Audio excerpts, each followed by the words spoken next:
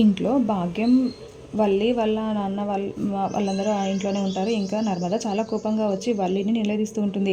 ఏ వల్లి, ఏం చేసావే నువ్వు? అసలు అమూల్య జీవితాన్ని ఇలా నాశనం చేసావేంటి అని అరుస్తూ ఉంటే, నేనేం చేశాను అని వల్లి బుకాయిస్తూ ఉంటుంది. దాంతో నర్మదకి చాలా కోపం వచ్చి వల్లి చెంపపై లాగిపెట్టి కొడుతుంది.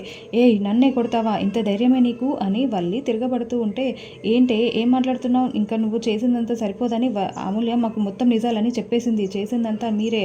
ఈరోజు మామయ్య గారు ఇలాంటి పరిస్థితిలో ఉన్నారంటే కారణం మీరే అని నర్మద తిడుతూ ఉంటుంది. ఏంటి నేను చేశాను అంటున్నావు? నేను చేశాను అనడానికి ఏమైనా సాక్ష్యం ఉందా నీ దగ్గర అని వల్లి అలుస్తూ ఉంటుంది. దాంతో నీకు సాక్ష్యాలు కావాలా? సాక్ష్యాలు అవి కూడా తీసుకొస్తాను, అప్పుడేం చేస్తావో చూస్తాను అని నర్మద చాలా కోపంగా మాట్లాడుతూ ఉంటే, ఏం చేస్తావు నువ్వు అని వల్లి అరుస్తూ ఉంటుంది. ఇంకా దాంతో నర్మదకి చాలా కోపం వచ్చి మళ్ళీ వల్లి చెంపపై నర్మద లాగిపెట్టి కొడుతుంది.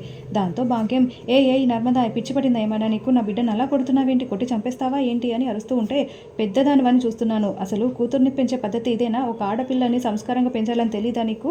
ఒక ఆడపిల్ల జీవితాన్ని నాశనం చేస్తారా మీరందరూ కలిసి? మీ అందరి సంతు చూస్తాను, పెద్దదానివని ఊరుకుంటున్నాను, నీ హద్దుల్లో నువ్వుండు, లేదంటే నీకు కూడా పడతాయని నర్మద వార్నింగ్ ఇస్తూ ఉంటుంది. ఏది నేను చేశానని ఎవరినైనా చెప్పమను అని అంటూ ఉంటే, అమూల్య ఇప్పుడు మాతోనే ఉంది, అమూల్య అని నర్మద పిలుస్తూ ఉంటే అమూల్య లోపలికి వస్తుంది.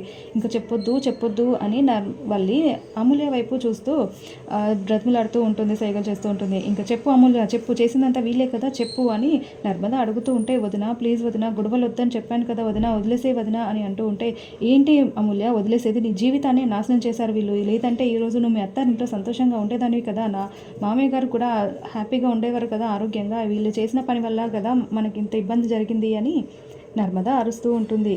ఇంకా వదిన ప్లీజ్ వదిన, ఏదో జరిగిపోయింది, నా జీవితాన్ని నేను చూసుకుంటాను వదిన, వదిలేయండి వదిన, ఎలా జరగాలని ఉంటే ఎలా రాసిపెట్టుంటే అలా జరుగుతుంది, వదిలేయండి వదిన. ఇప్పుడు వల్లి వదిన గురించి నిజం తెలిస్తే చందు అన్నయ్య బాధపడతారు వదిన, వద్దు వదిన ప్లీజ్ అని అమూల్య బ్రతిమిలాడుతూ ఉంటుంది.